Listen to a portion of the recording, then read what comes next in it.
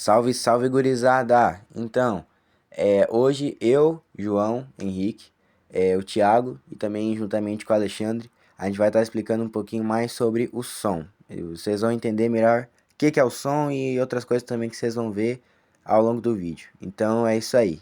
Mas antes de nós começar, fazer o seguinte, editor, puxa a vinheta.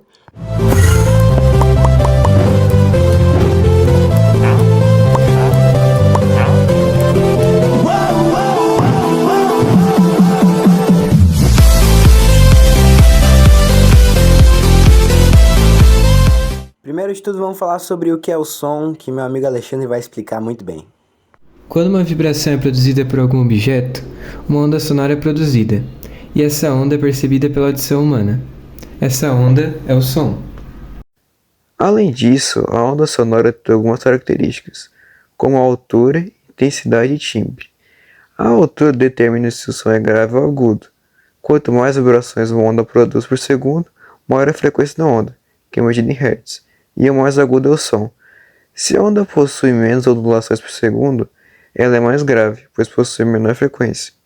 A intensidade do som tem relação com o que chamamos de volume. Se o som é muito intenso, ele é mais forte. Se é menos intenso, é mais fraco. A intensidade é medida em decibéis. Tecnicamente falando, ele diz respeito à quantidade de energia que a onda transmite. Por último, o timbre do som é o que diferencia ondas sonoras de altura e intensidades iguais, pelo modo de vibração da onda. Isso varia dependendo da fonte do som. Além disso, o som tem alguns fenômenos, e um deles que eu vou falar agora é o eco. O eco é o que acontece quando um som é transmitido e depois de mais de 0,1 segundos ele é refletido. Para isso acontecer, o emissor do som deve estar a pelo menos 17 metros de distância do obstáculo que reflete o som. Um exemplo do eco é a ecolocalização, usada por morcegos e baleias, que permitem eles perceberem a presença de obstáculos no caminho quando emitem uma onda ultrassônica e a recebem de volta. Por conta do tempo mínimo de 0,1 segundos, quando estamos, por exemplo, em uma sala vazia e ouvimos nossa voz sendo refletida, isso não é chamado de eco, e sim de reverberação. Reverberação é quando o som é transmitido pelo emissor que é sobreposto à sua reflexão por conta de um tempo de reflexão de menos de 0,1 segundos. Curiosidades. 1. Existem sons que não podemos ouvir, pois existe o que chamamos de espectro humano, que é o intervalo de frequências que conseguimos ouvir. Cada ser vivo tem um espectro. O do ser humano é de 20 Hz até 20.000 Hz. Sons abaixo de 20 Hz são chamados de infrassons, e acima de 20.000 Hz são os ultrassons. 2. O som é mais lento do que a luz, mas não é pouca coisa não. Ele é 1 milhão de vezes mais lento do que a luz.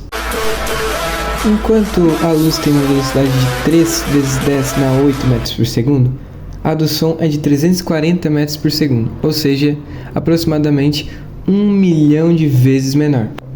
E essa velocidade depende do meio que as ondas sonoras se propagam. Se for no ar, a velocidade é 340 metros por segundo. Se for no líquido, ele vai mais rápido. E no sólido, ele vai mais rápido ainda.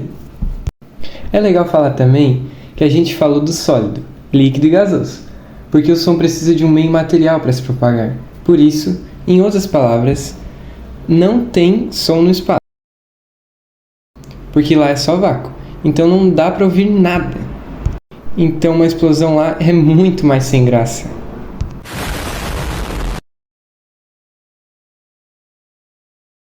Então, gurizada, agora eu vou estar explicando aí pra vocês o que é efeito Doppler. Vocês vão entender melhor o que é. Então, basicamente o que rola? Quando tu tem um corpo que está emitindo um som, aí esse corpo está em movimento em relação a um observador que está parado.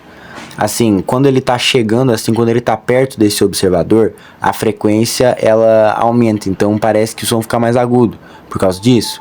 Aí, mas quando ele se afasta, a frequência diminui, porque ele está em movimento. É por conta disso, por conta desse movimento em relação ao observador, a frequência aumenta ou diminui dependendo da distância.